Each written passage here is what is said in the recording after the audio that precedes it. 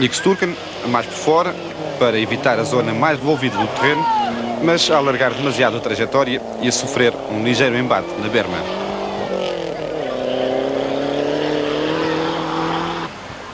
Enfim, a primeira secção do Rally do Porto estava terminada. À chegada à FAF para um período de repouso, Joaquim Santos encontrava-se no comando do Rally e explicava porquê. Nós andamos no máximo que podíamos a primeira etapa. Vamos tentar andar o mais depressa possível para tentar segurar. Embora eu considero que vai ser difícil, uma vez que o troço grande é um troço que tem bastante terra solta, portanto que nos vai prejudicar imenso a falta de tração. O troço grande era a grande vedeta da segunda secção e a ele se referiu também Carlos Bica, o segundo classificado. Os troços da primeira secção eram todos muito curtos, não dava, as diferenças eram mínimas, tirando o problema que a gente teve no primeiro FAF Montim, onde soltou o tubo do intercooler e perdemos à volta de 7 a 8 segundos, de resto correu sempre normal. Agora vamos à espera a um troço de 15 km, que é o Ilhas, 3 vezes, vamos tentar aí diminuir a diferença e tentar, pelo menos, dar luta até ao fim e tentar a vitória. A única coisa que nos interessa neste momento é a vitória. O segundo lugar a nós não nos interessa em termos de campeonato, por isso vamos tentar andar o máximo possível. Ele também diz a mesma coisa, por isso eu penso que o Rally não vai perder nada nesse aspecto e é extremamente importante isso. Tentar a vitória pode passar por uma subida de pressão de turbo. Não há muito que faz lembrar o que o Nini dizia no vinho do Porto. Consegue-se pescar mais 3, 4 cavalos ou consegue-se tirar 5 ou 6 cavalos. Por isso a gente está a meio termo neste momento, podemos melhorar 2, 3 cavalos, mas não é significativo. A única pena que eu tenho é que o motor que está na Avara a revisionar e que é ligeiramente melhor do que este, não ter ficado pronto a tempo. 14 segundos a separar os dois primeiros, na terra, diz Joaquim Santos, não vai ser sempre assim. Esta aqui é uma prova especial, tem uns pisos muito duros e, de certa maneira, não prejudica tanto o meu carro, o facto de ser tração atrás. Por exemplo, o próximo rally, o Rally da Figueira, já vai ser bastante mais difícil, uma vez que os pisos já são bastante macios, terra muito solta e que dificulta imenso a falta de tração. Joaquim Santos começou a segunda secção completamente ao ataque, como se pode ver, aliás. Salto como o dele na Lameirinha, mais ninguém imitou.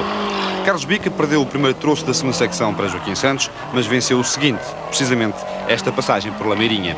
A luta parecia continuar equilibrada, mas o seu fim estava próximo. Uns metros mais à frente, antes de se atingir a povoação de Lagoa, Carlos Bica via o Ford Sierra Cosworth de Joaquim Santos imobilizado. A junta da cabeça do motor ditava a distância do piloto da Diabolique. Começava então a desenhar-se a vitória de Carlos Bica, que passava a dispor de 32 segundos de avanço sobre o seu mais direto perseguidor, José Miguel Leite Faria. Um atraso recuperável, mas que Carlos Bica tratou de ampliar nos troços seguintes. José Miguel também não podia descansar, já que António Coutinho, agora promovido ao terceiro lugar, encontrava-se apenas a 14 segundos de distância. Uma margem que se alargou quando José Miguel venceu 2 classificativas. A mais de 1 minuto e depois a mais de 2 minutos, Adrúzio Lopes consolidava o segundo lugar do Grupo N numa altura em que a chuva fazia a sua aparição, aumentando as dificuldades para a parte final da prova. Tomás Melbrenner desistia pouco depois. A mudança do radiador fez-o penalizar 7 minutos e o piloto resolveu não continuar na prova. Ramiro Fernandes, por seu turno, partia um apoio do motor e posteriormente um triângulo da suspensão. O resultado deixou de poder lutar pelo segundo lugar da produção e veio mesmo a ser ultrapassado na classificação por Vítor Lopes.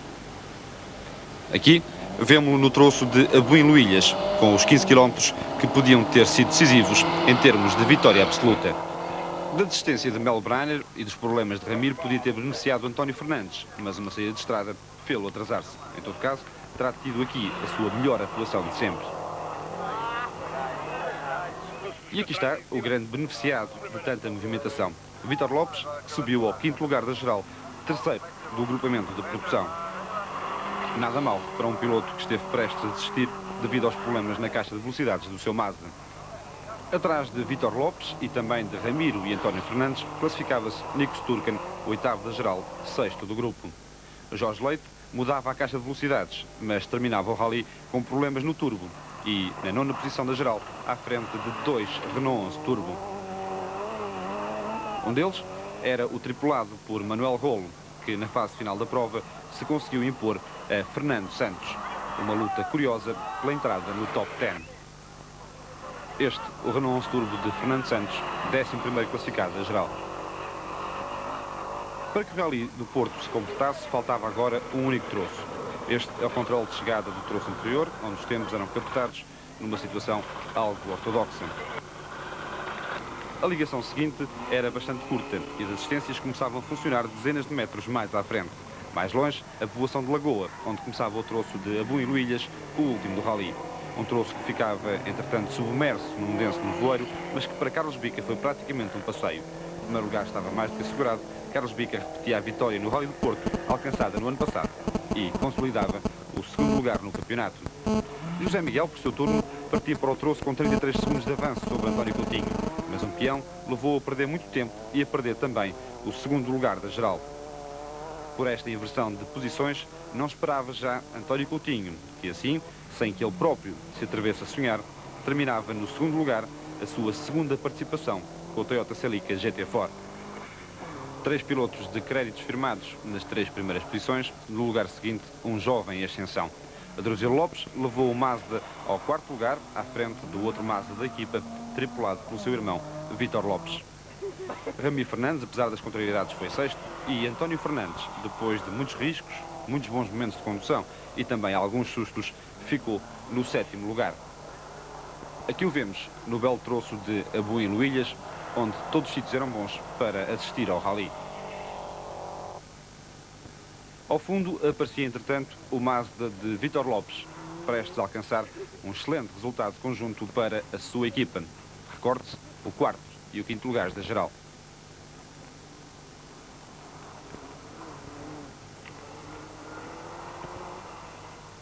E fixemos agora a nossa atenção neste gancho nada fácil. O Lancia de Nix Turcan, um carro de 4 rodas motrizes e, apesar disso, com dificuldades para sair em força.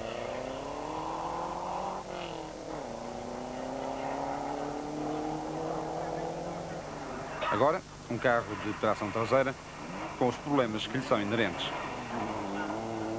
E Jorge Leite ainda pregou um pequeno susto aos espectadores que começavam a debandar o troço. Não era para menos, o nevoeiro ficava cada vez mais cerrado. E, naturalmente, os pilotos sentiam cada vez maiores problemas de visibilidade. Um final bastante difícil para este Rally do Porto. Na imagem, o Renault 11 Turbo de Manuel Rolo. Houve, no entanto, quem ficasse até ao fim, apesar da chuva que caía com insistência. E quem o fez pôde divertir-se com as passagens espetaculares do Opel Manta de Jaime Sousa, um piloto açoriano.